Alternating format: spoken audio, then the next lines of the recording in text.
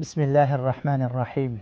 الحمد لله رب العالمين والصلاة والسلام على رسوله الأمين محمد وعلى آله وصحبه أجمعين ومن تبعهم بإحسان إلى يوم الدين. بینندگان عزیز و گرامی شبکه جهانی وصال حق، السلام علیکم و رحمت الله و برکاته. باز هم با قسمت جدید برنامه قهرمانان خدمت شما عزیزان هستیم. قسمی که در قسمت گذشته وعده کرده بودیم که در مورد یک دیگر از ابرمردان تاریخ اسلام که یوسف ابن تاشفین نام دارد صحبت خواهیم کرد. یوسف ابن تاشفین نیز یکی از امیران و شاهان دولت مرابطین هست. دولت مرابطینی را که گفتیم در صحرای موریتانی و سنگال عبدالله ابن یاسین تأسیس کرده بود. بعد از عبدالله ابن یاسین فرمانده کل و امیر کل مرابطین همین یوسف ابن تاشفین هست. متاسفانه ما در مشرق اسلامی در مورد این ابرمردانی که در مغرب اسلامی قهرمانی های زیادی از خود به جا گذاشتن را زیاد نمیشناسیم و در موردشان اطلاع نداریم. اگر ما اوراق تاریخ را ورق بزنیم میبینیم که همانگونی که صلاح الدین ایوبی در میان ما مسلمانان مشرق زمین از شهرت خاصی برخوردار است، این یوسف ابن تاشفین در مغرب اسلامی در افریقیا همانند صلاح الدین مثل ما معروف و مشهور است. حتی بعضی مورخین او را صلاح الدین مغرب میگویند. یوسف ابن تاشفین از قبیله لمتونه هست که لمتونه هم یکی از قبایل سنهاجی بربر مراکش هستند.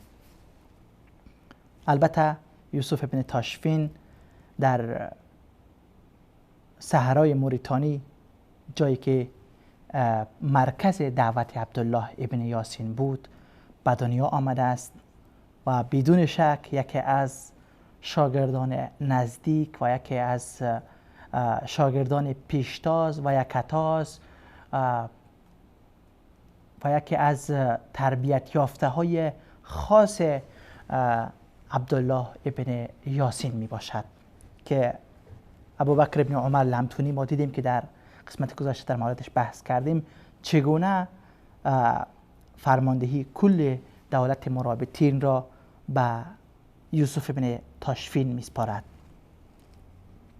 و بدون شک در همان صحرای موریتانی تربیت یافته است، بزرگ شده است. و در مورد یوسف ابن تاشفین امام ذهبی رحمه الله تعالی میگوید که کان ابن تاشفین کثیر العفو، زیاد بخشنده بود، بخشش میکرد زیاد. مقربا للعلماء، علما را به خود نزدیک میکرد. هر حاکم مسلمانی که علمای ربانی را به خود نزدیک کند بدون شک صلاح ملت و میهن از آنجا آغاز می شود.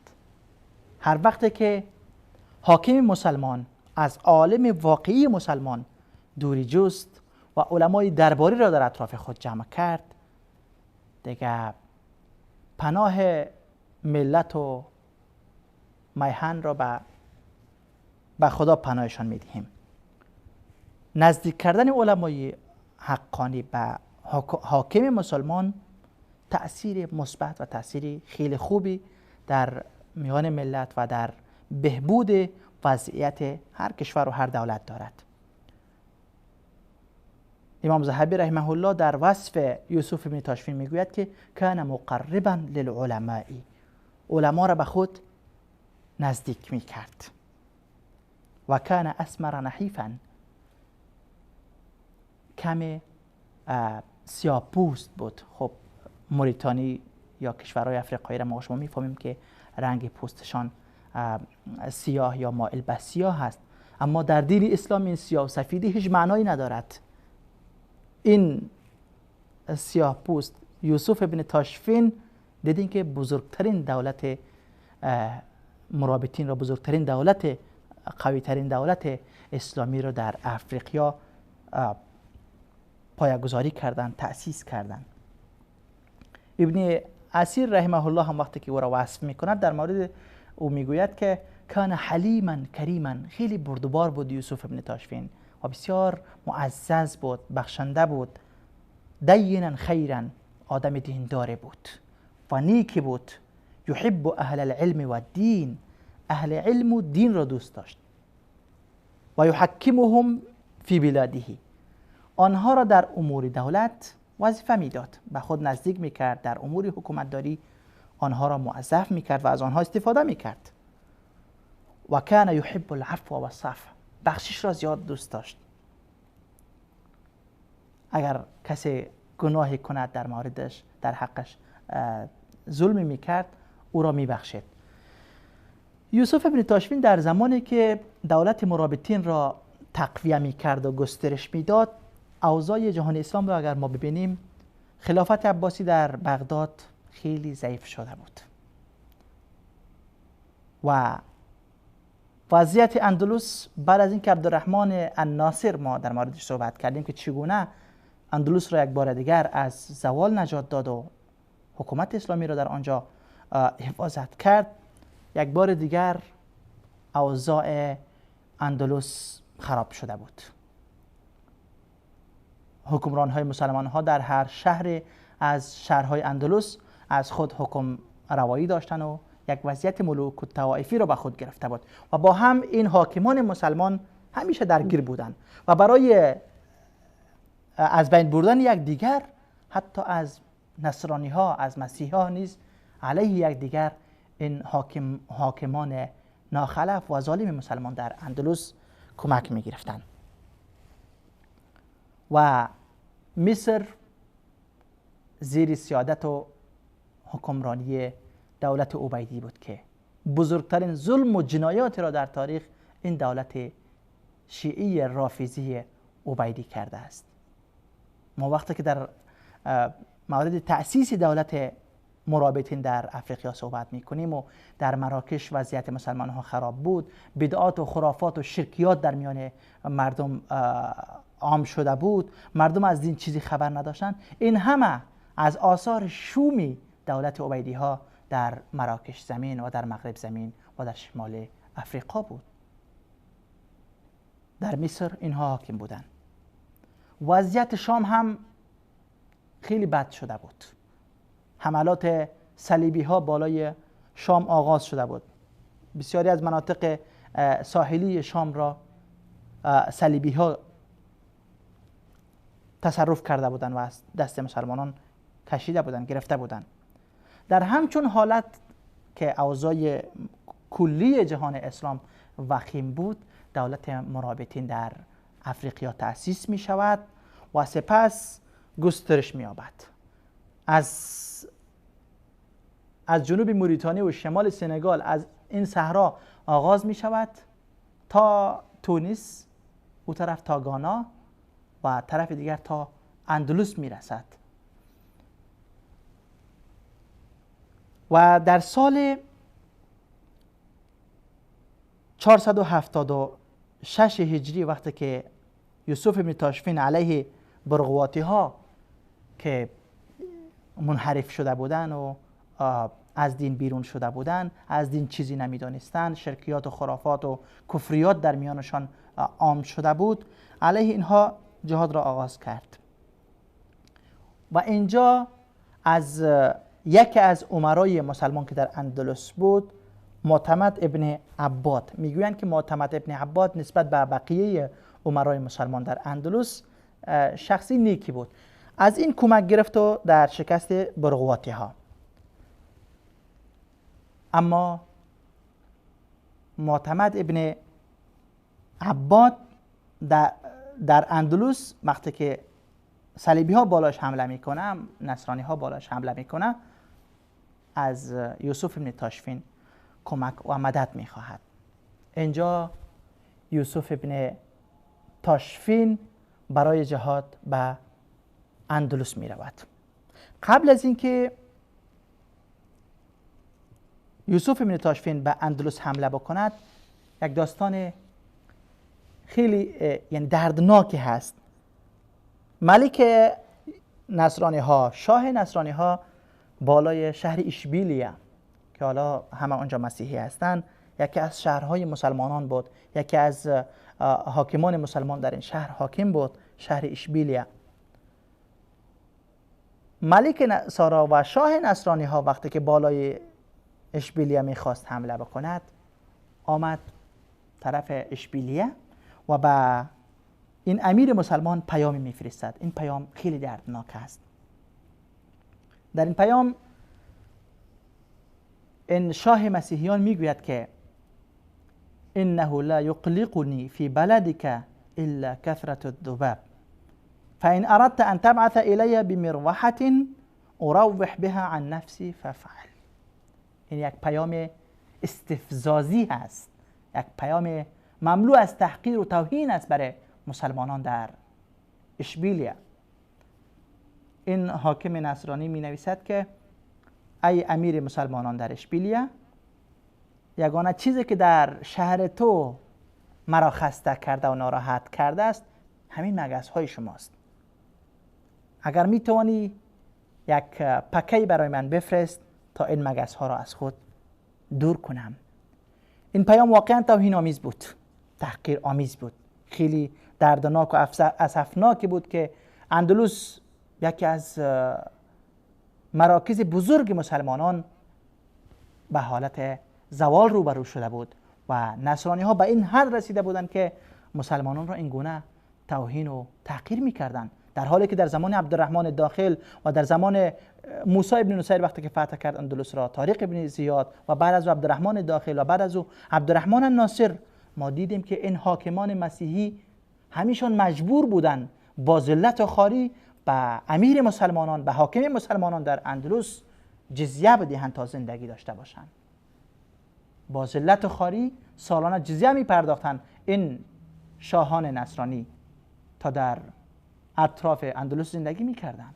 اما حالا ملوک و طوایفی، اختلاف و شقاق میان مسلمانان ایجاد شده که هر کدامش در هر شهر ادعای حکومت و ملک داره. یکش خودش را خلیفه می نامه و دیگرش خودش را امیرالمؤمنین میگوید و مثل امیرالمؤمنین های قلابی امروز که ما میبینیم.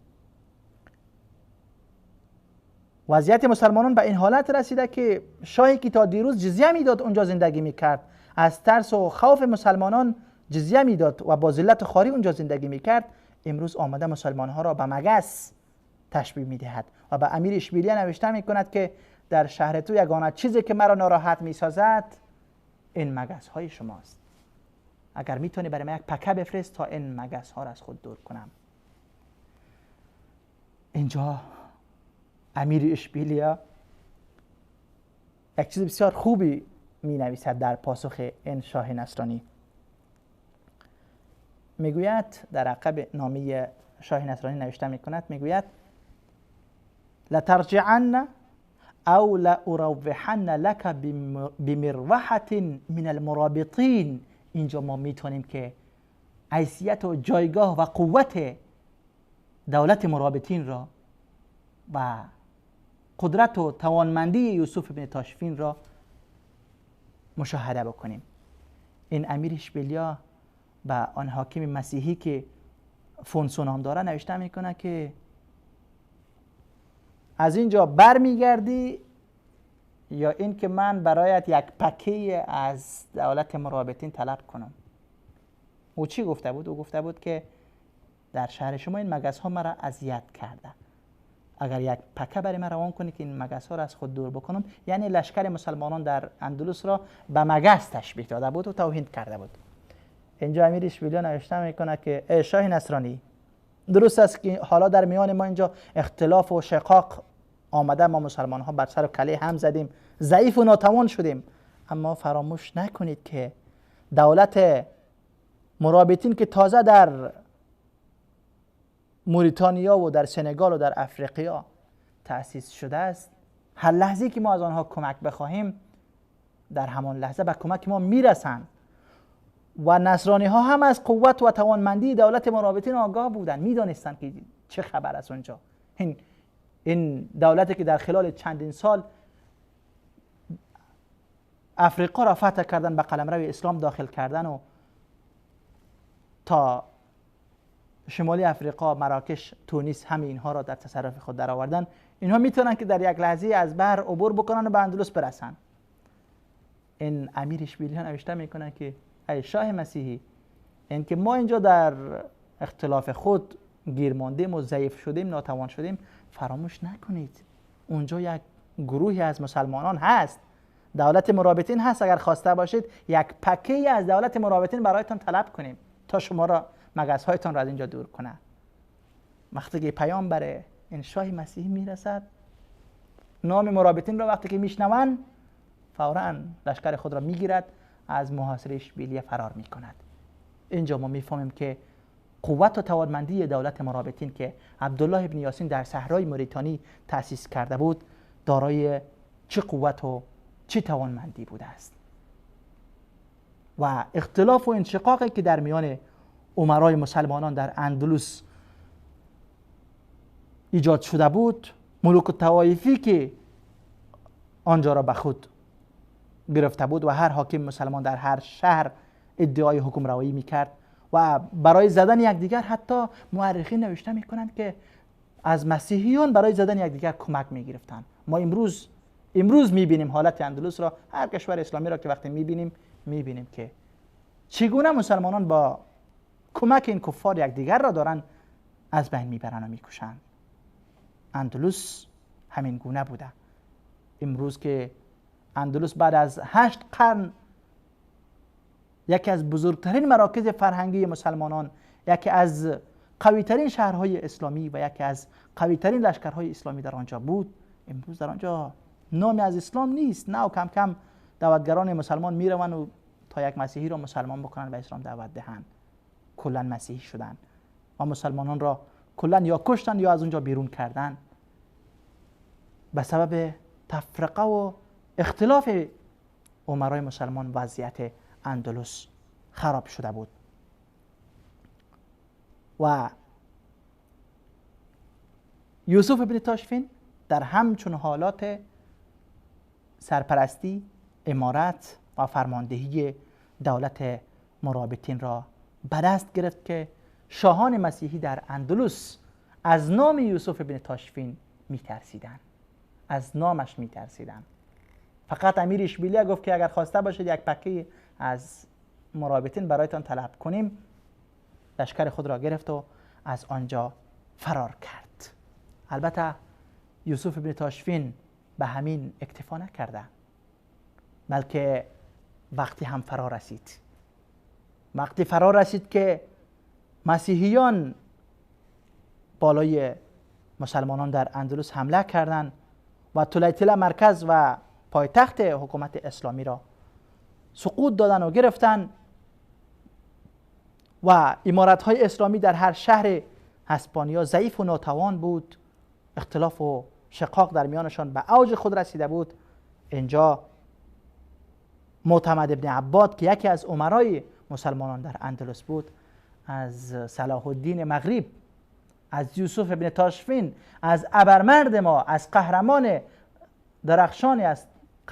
درخشان تاریخ اسلام کمک می‌خواهد و تا که به کمک مسلمانان به اندلس برسد.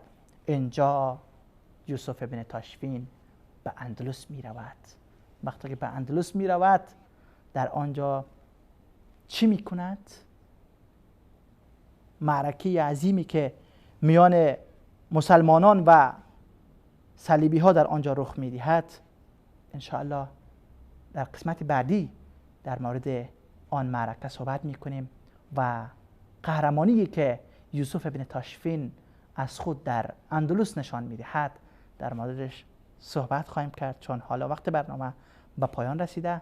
البته منتظر باشید و فراموش نکنید که این معرکه تاریخ سازی که میان مسلمانان و میان مسیحیان و نصرانی ها در اندلس صورت گرفت و شکستی که نصیب مسیحیان شد و زوال امت اسلامی و سقوط دولت اسلامی از اندلس تا 250 سال به تأخیر می افتد، فراموش نکنید که در قسمت بعدی در مورد اون معرکه مهم صحبت می کنیم. تا آن وقت الله یار و مددگارتان. السلام علیکم و رحمت الله و برکاته.